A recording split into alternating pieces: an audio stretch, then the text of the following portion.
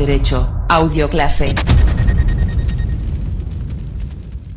Están escuchando El Mundo del Derecho, el programa de la Facultad de Derecho de la UNED que se acerca hasta ustedes para presentarles temas relacionados con las diferentes materias que se abordan en los estudios jurídicos, que tienen su interés no solo para los estudiosos del derecho, sino también para aquellas personas que quieren obtener las herramientas, los conocimientos básicos y necesarios para poder analizar determinadas situaciones o problemas que acontecen a nuestro alrededor, como puede ser el tema que planteamos a continuación, el mantenimiento de la paz. ¿Qué es lo que ocurre cuando existe en un ámbito internacional un conflicto armado, una amenaza a la paz o un quebrantamiento de la paz? ¿Cómo actúan las Naciones Unidas?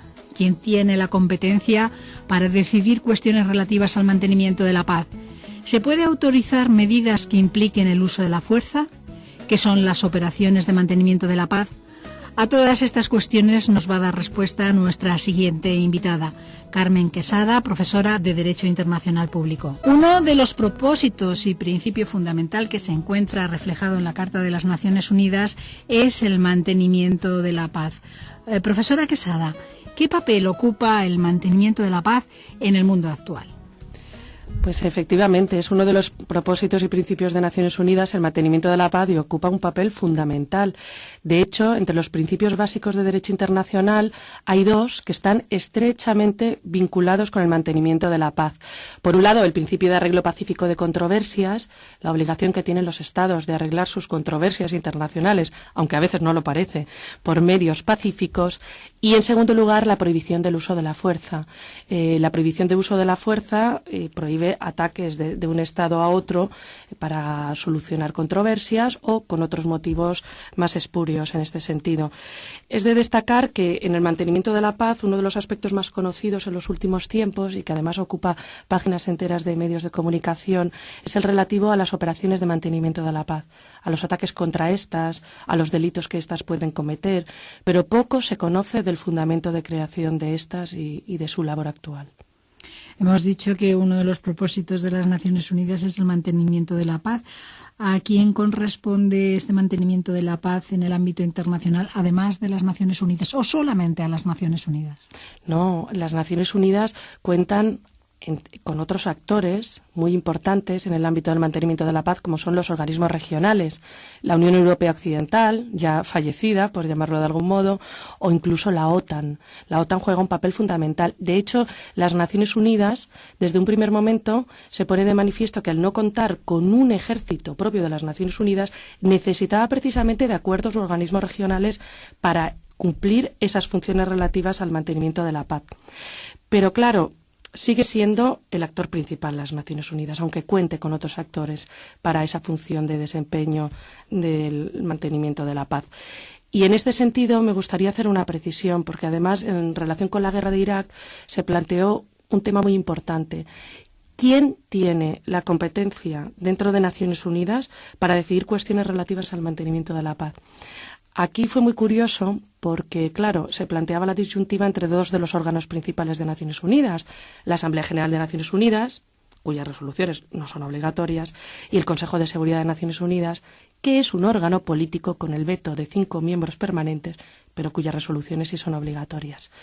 Claro, los Estados Unidos querían conseguir una resolución del Consejo de Seguridad mediante la cual se autorizara al uso de la fuerza contra Irak.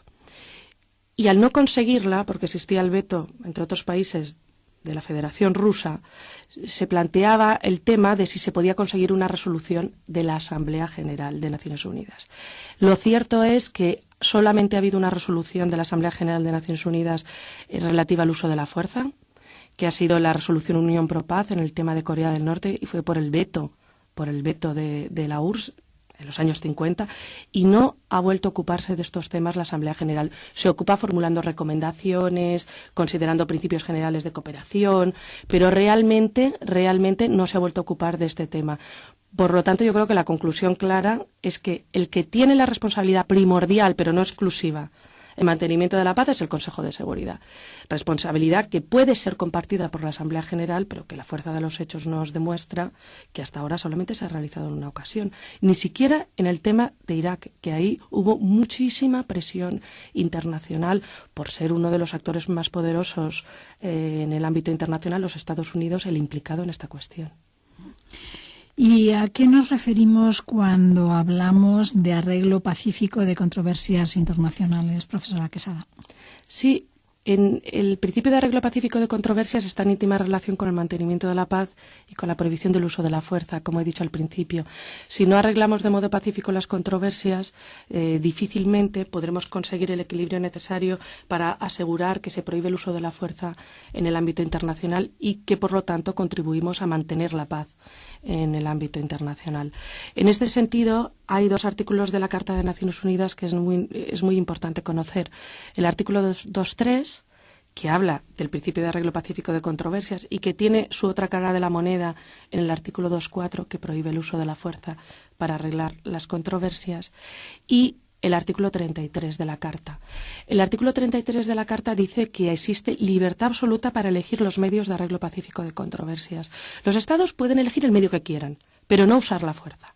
Los Estados pueden elegir la mediación, la negociación, la conciliación, la investigación, y todos estos métodos de arreglo pacífico de controversias es necesario conocerlos y es necesario conocer los matices que están detrás de cada uno de ellos. Pero en todo caso pueden elegir cualquiera de estos medios, pero no medios que impliquen el uso de la fuerza. Lo que sí que puede ocurrir, y esto ocurre muy a menudo, es que cuando el Consejo de Seguridad de Naciones Unidas, que hemos dicho que tiene responsabilidad primordial en mantenimiento de la paz, se da cuenta de que los Estados no arreglan pacíficamente sus controversias, como ocurrió, por ejemplo, en el caso de Eritrea y Etiopía, o como ha ocurrido en el caso del conflicto del Nagorno-Karabaj. En esos casos, lo que hace el Consejo de Seguridad es decir, bueno, si ustedes, Estados, no arreglan pacíficamente las controversias, yo lo que voy a proceder es a calificar esta situación, esta controversia que dura tanto tiempo, esta situación que no termina de solucionarse, como una verdadera amenaza a la paz. Y entonces ya procedo a poner en marcha el sistema de seguridad colectiva. Y eso es lo preocupante, ¿Y en qué consiste ese sistema de seguridad colectiva de la Carta de las Naciones Unidas? El sistema de seguridad colectiva de Naciones Unidas es el sistema que está enmarcado en el capítulo 7 de la Carta de Naciones Unidas. También es necesario conocer esta distinción. Capítulo 6 de la Carta, capítulo dedicado al arreglo pacífico de controversias. Capítulo 7, capítulo dedicado al uso de la fuerza. Son, vuelvo a repetir, como he dicho con el artículo 2.3 y 2.4, las dos caras de la misma moneda.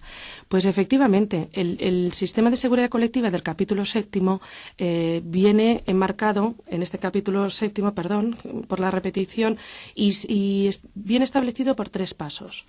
En todo caso, partiendo de que existe esa responsabilidad primordial del Consejo de Seguridad.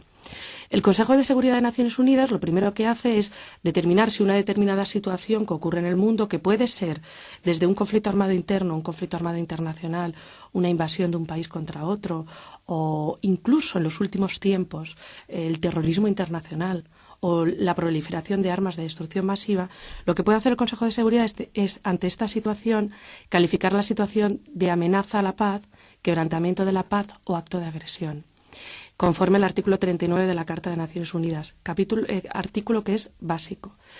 Claro, ¿qué ocurre en la práctica? En la práctica lo que ha ocurrido es que el Consejo de Seguridad sí ha determinado muchísimas veces que existe una amenaza a la paz, se ha determinado muchísimas veces que existe un quebrantamiento de la paz, pero no la existencia de una agresión, porque la agresión es un término políticamente muy fuerte desde el punto de vista internacional. Agresión... Políticamente incorrecto. Políticamente incorrecto, sí, desde el punto de vista más coloquial, efectivamente. Es un término tan fuerte que vendría aplicado a situaciones como la invasión de Irak a Kuwait en los años 90, o como incluso, y esto es más polémico, la invasión de Estados Unidos a Irak, más recientemente. Por lo tanto, hasta ahora lo que ha hecho el Consejo de Seguridad es determinar que existe una amenaza a la paz, un quebrantamiento de la paz, bien porque existe un éxodo masivo de refugiados, ocurrió, por ejemplo, en el conflicto humanitario de Kosovo, y esto valió la posterior intervención de la OTAN, o en otras situaciones de este tipo, complicadas, y a posteriori procedemos al siguiente paso. el Consejo de Seguridad determina, califica y a posteriori adopta una serie de recomendaciones.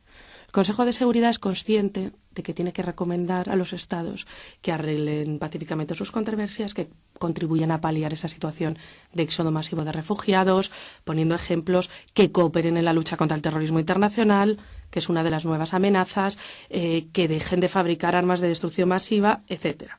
Realiza una serie de recomendaciones, he puesto ejemplos que son prácticos, pero claro, el problema con el que nos encontramos y que da lugar al tercer paso es que muchas veces los Estados hacen caso omiso de esas recomendaciones. Por lo tanto, pasaríamos al tercer paso y este es el más controvertido y al mismo tiempo el que permite afirmar que existe un sistema de seguridad colectiva en la Carta de Naciones Unidas, que es la adopción de medidas para hacer efectivas esas recomendaciones. Claro, ¿qué tipo de medidas adoptamos? Ahí se plantea el problema, ¿puede el Consejo de Seguridad autorizar medidas que impliquen el uso de la fuerza? Cuando es uno de los principios el principio de prohibición de uso de la fuerza, uno de los principios básicos de Naciones Unidas y del ordenamiento internacional. Pues sí, nos encontramos con la sorpresa de que sí. Puede adoptar dos tipos de medidas. Normalmente hay una gradación. Bien las medidas del artículo 41 de la Carta, que son medidas que no implican el uso de la fuerza, un embargo de tipo económico, es el caso más típico, y lo ha utilizado en el caso de Rhodesia del Sur y en muchísimas situaciones, o incluso el establecimiento de tribunales ad hoc para conflictos como el de la Yugoslavia y de Ruanda. Medidas bastante novedosas, pero bueno, son medidas en todo caso que no implican el uso de la fuerza. Perdón, pero esas medidas de los tribunales ad hoc es cuando el conflicto prácticamente estaba superado. Efectivamente. No cuando el conflicto estaba ahí vigente, que por cierto en Ruanda y en estos sitios todavía siguen vigentes los conflictos y con millones de muertos todavía. Por supuesto. Y además hay un tema interesante que es el de la reconciliación nacional y que permite distinguir que efectivamente muchas veces la reconciliación nacional no va unida al término de la justicia penal internacional, desgraciadamente.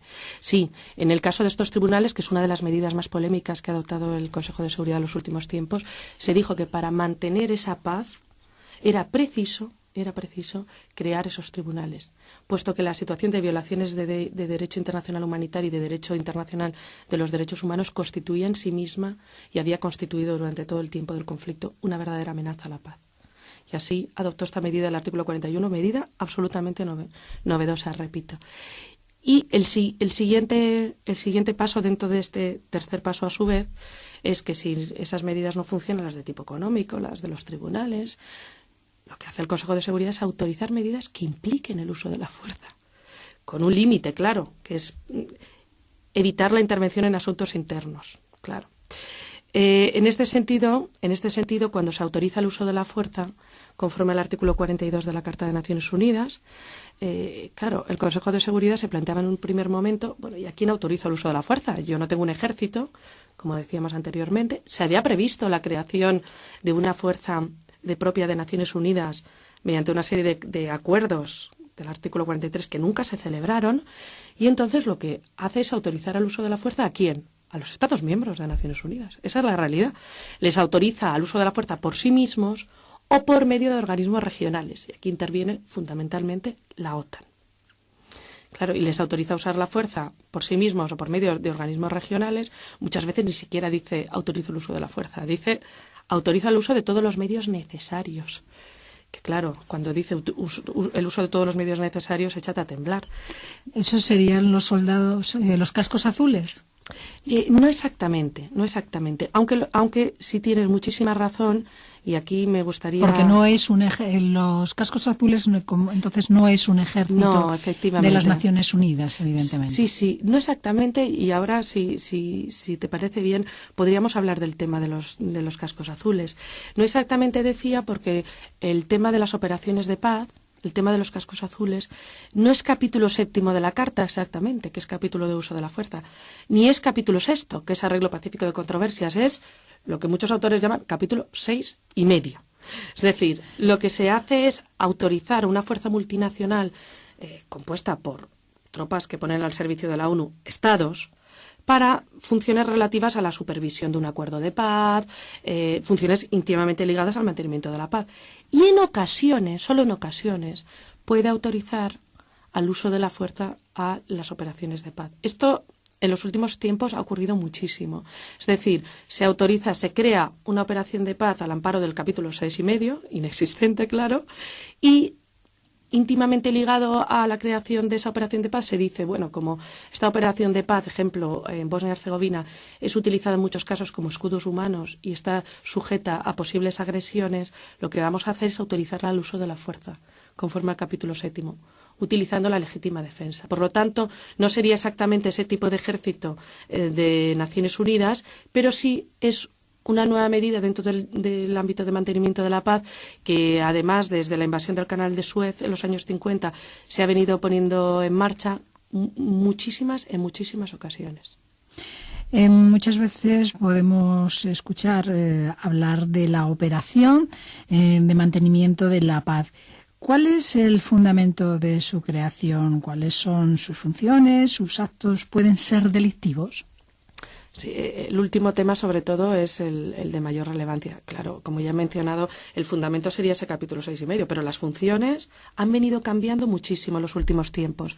Han pasado de funciones de mera supervisión de un acuerdo de paz a funciones relativas a reconstrucción de un país, como ha ocurrido, por ejemplo, en el conflicto de la Yugoslavia, más concretamente en Kosovo, a reconstrucción de un país, de su sistema judicial, de su sistema policial, a observación de elecciones. Es lo que se llama ahora operaciones de paz multifuncionales. Son operaciones de paz en las que hay muchos componentes. No solamente hay miembros del ejército en esas operaciones de paz, hay también personas civiles que se dedican a otras funciones más relacionadas con la reconstrucción. Esto tiene mucho sentido porque han cambiado los conflictos, han cambiado las situaciones y además nos hemos dado cuenta de que dentro del mantenimiento de la paz, nos hemos dado cuenta en el ámbito internacional, es preciso también la reconstrucción de los países como uno de los aspectos importantes. Y en cuanto a los actos delictivos, lo importante es saber que sí, en los últimos tiempos se ha venido mucho hablando de delitos, sobre todo delitos de agresión sexual cometidos por miembros de operaciones de paz. Ejemplo, miembros de operaciones de paz por procedentes de Estados Unidos en Somalia. Y en este sentido, el secretario general de Naciones Unidas está muy preocupado. Se ha dedicado a elaborar un boletín mensual que narra las violaciones de este tipo cometidas por el personal del Servicio de Operaciones de Paz, y sí que hay un compromiso mayor por parte de los Estados en este sentido. Pero no debemos olvidar la labor primordial que cumplen, de todos modos. Sin las operaciones de paz, hoy por hoy, la mayor parte de los conflictos seguirían subsistiendo. Esa es una de las realidades. Entonces eso entra en contradicción con la imagen que para muchas personas puede tener las Naciones Unidas, que parece que no es lo operativa y lo funcional que debería ser. Sí, además, sobre todo a partir de la guerra de Irak, ha habido ahí una crisis de las Naciones Unidas de la que yo creo que ha salido fortalecida, porque ahora se viene pensando en reformar el Consejo de Seguridad de Naciones Unidas, porque como hay un veto de 5 miembros permanentes, claro, yo soy muy optimista, es decir, se ha visto fortalecida en el sentido de que se está pensando, como característica propia de toda crisis, en una reforma. Y eso ya es bastante progresista. El tema de las operaciones de paz, lo mismo, ha contribuido en muchas ocasiones, desgraciadamente, a dar una imagen del deterioro de Naciones Unidas que yo creo que no es real, que tenemos que pensar en que las Naciones Unidas efectivamente está en proceso de reforma, está en proceso de cambio, y que la guerra de Irak lo único que hizo es poner de manifiesto que ha cambiado la hegemonía en el mundo, que hay otros actores que quieren ahí participar, por ejemplo Alemania o por ejemplo Francia, y simplemente que esa hegemonía está cambiando, pero que al mismo tiempo esa hegemonía se tiene que dar dentro del marco de las Naciones Unidas. Para mí eso es un aspecto básico y fundamental. El mantenimiento de la paz es el tema que hemos tratado con la profesora de Derecho Internacional Público, Carmen Quesada. Un tema realmente interesante e importante para toda la sociedad internacional, y que cada vez quisiéramos que hubiese menos agresión a los derechos humanos, que sería fundamental. Profesora Quesada, muchísimas gracias. Muchísimas gracias, ha sido un placer.